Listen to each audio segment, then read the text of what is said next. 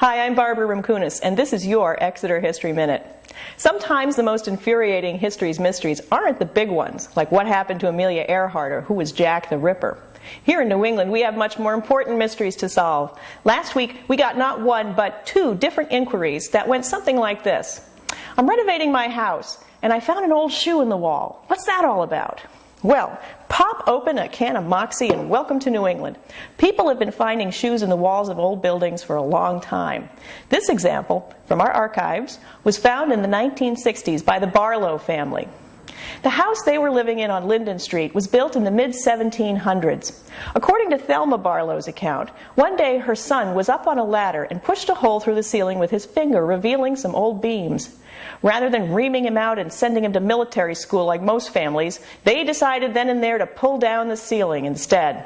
Nancy Merrill, who was reporting this story, said, along with the old plaster, the Barlows removed rat's nest, corn cobs, acorns, and in a crawl space, an old shoe minus the buckle.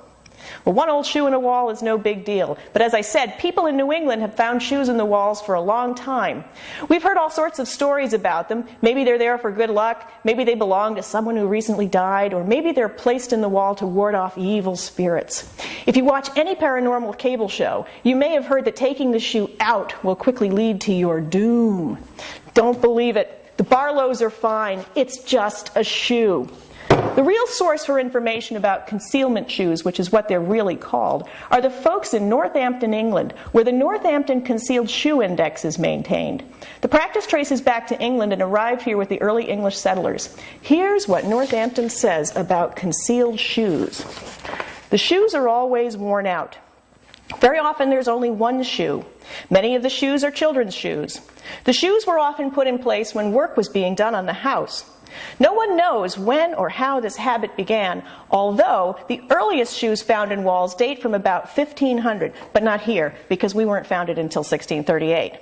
Shoes seem to have special significance, perhaps because they're the only item of clothing which takes the shape of the wearer.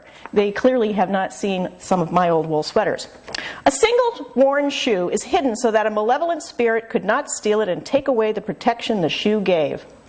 Their final point says nothing about moving the shoe or meeting one's doom. What they say is that the finds are important because they show us what ordinary people were wearing on their feet hundreds of years ago. Like this shoe had buckles and not laces. If you find a shoe, what should you do? You could contact the Northampton Concealed Shoe Index and register it. You could put it back in the wall, or not. But be sure to put one of your old shoes back in there. Let's keep this quaint old custom going after all. If you need another local history mystery solved, or want to know more about the Exeter Historical Society, check out our website at www.exeterhistory.org. And like us on Facebook. We like you after all.